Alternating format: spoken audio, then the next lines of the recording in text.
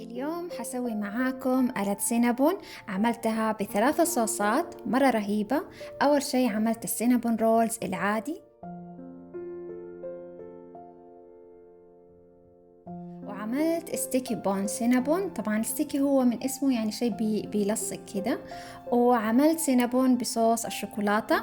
طبعا العجينة مرة كانت قطنة ونكهاتها مرة متوازنة. ويلا نشوف الطريقة سوا.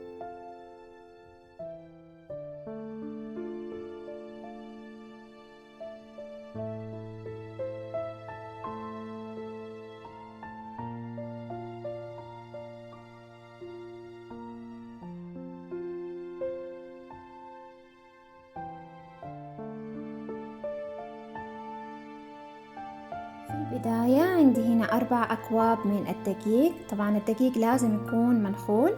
أضفت له رشة ملح ونص كوب من السكر وملعقتين كبيرة من الخميرة. خلطت المكونات الجافة سوا، وبعد كده أضفت حبتين بيض بحرارة الغرفة،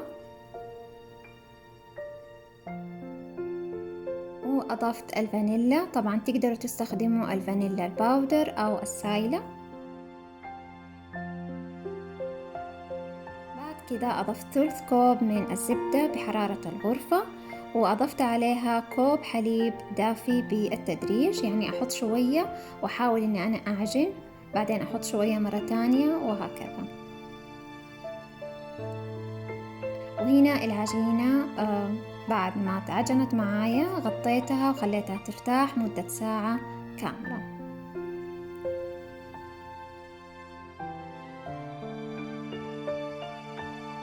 هنا حسوي معاكم طريقتين لصوص الكراميل.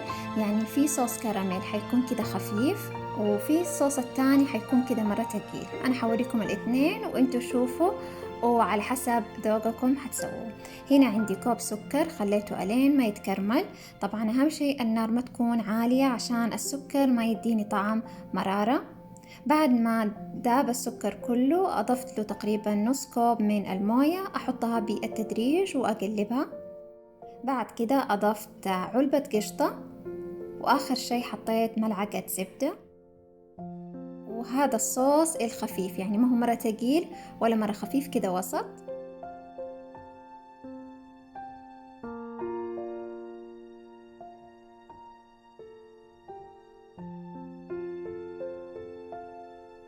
وهنا حسوي معاكم صوص الكراميل الثقيل. طبعا مرة سهل، خليت السكر لين يذوب تماما. أهم شيء النار ما تكون عالية عشان ما ينحرق معايا السكر ويعطيني طعم مرار.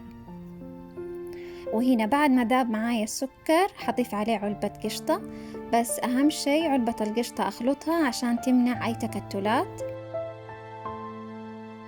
وهنا حركتها مع السكر، وبكده صار عندي الكراميل جاهز. مرة سهل وقوامه ثقيل، وممكن تستخدموه في أي وصفة، وعبارة عن مكونين بس.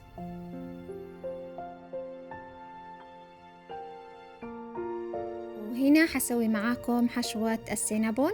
عندي هنا كوب من السكر البني، أضفت عليه ملعقتين كبيرة من القرفة. أهم شيء تكون القرفة فريش، يعني نطحنها على طول ونحطها، حتديكم طعم كده ونكهة أقوى. وأضفت عليها برضو ملعقتين من الزبدة. خلطت المكونات وطلع لي زي المعجون عشان بعدين أحطها على العجينة. ممكن تستخدموا هذه الطريقة، وممكن لما تفردوا العجينة تحطوا عليها الزبدة وبعدين ترشوا عليها القرفة والسكر والشوكولاتة، وممكن كمان تضيفوا صوص شوكولاتة.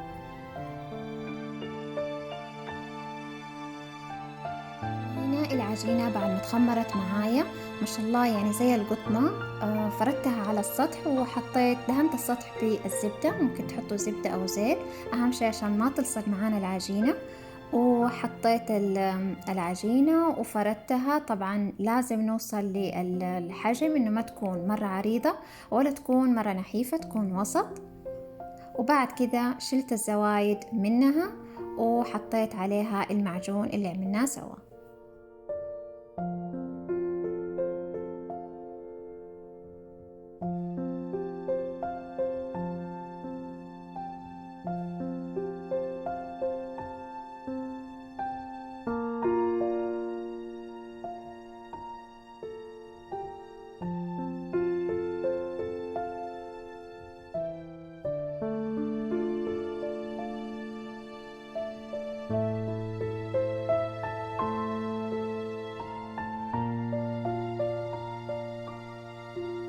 وهنا الطريقة الثانية اللي هو تدهنوا العجينة كلها بالزبدة، تغرقوها زبدة، وبعد كده تحطوا عليها الباودر، يعني تحطوا مثلا القرفة، بعضهم ممكن تستخدموا الشوكولاتة، السكر وتحطوه عليه، يعني انتم ممكن تختاروا الأفضل لكم.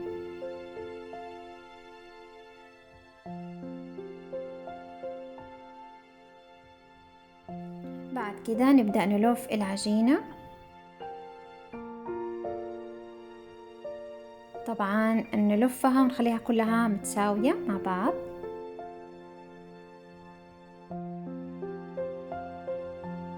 وهنا بعد ما لفيت السينابون طبعا حقيسه، هو على حسب، يعني لو انتوا تبغوا حجم كبير حتزودوا، لو تبغوا حجم صغير حتصغروا. انا خليتها تقريبا وسط، يعني بين كل حبة والتانية 1 إنش كده. سويتها بس بالمسطرة بس عشان أعرف المقاس، وبعد كده بالخيط.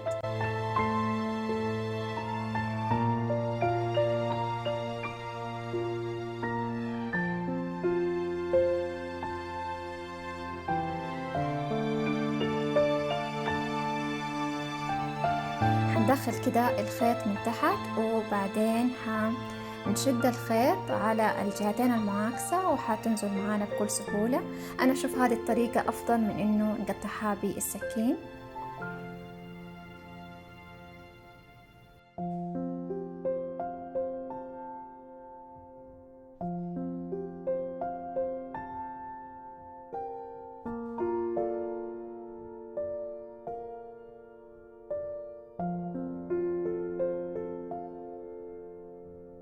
هنا بنحاول لما نرصها على الصينية، طبعا الصينية تكون مدهونة بالزبدة أو الزيت، ولما نحطها يعني نسيب شوية فراغات بينهم. وهنا عشان تكون كده شوية جوسي وفلافي حطيت عليها كده شوية من الحليب قبل ما أدخلها الفرن. هنا طبعا بعد ما ارتاحت معايا يعني أحطها على الصينية، وخليتها تقريبا نص ساعة عشان كده تضاعف حجمها. وبعد كده حندخلها الفرن على درجة حرارة 160 من فوق وتحت. وهنا الصوص الأبيض اللي حنحطه على السينابون أول ما يخرج من الفرن. عندي هنا حليب مكثف محلى، وأضفت عليه جبن كيري وشوية من الحليب السائل. وهنا بعد ما نزلت من الفرن طبعا زينتها بالصوص الأبيض اللي عملناه، وبعد كده حطيت عليها صوص الكراميل،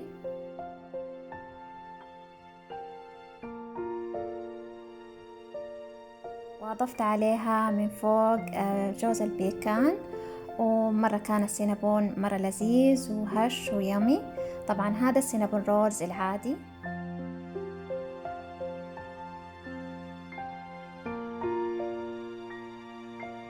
وهنا حنسوي الستيكي بون سينابون، طريقته مرة سهلة. حطيت صوص الكراميل في الصينية، وبعد كده حطيت عليه جوز البيكان، وآخر شي حطيت السينابون.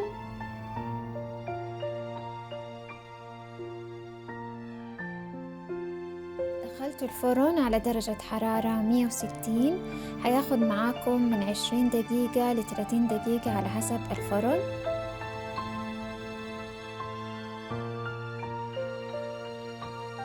للي يحبوا نكهة الكراميل تكون واضحة وقوية ممكن تجربوا الستيكي بون سينابون، مرة حيعجبكم.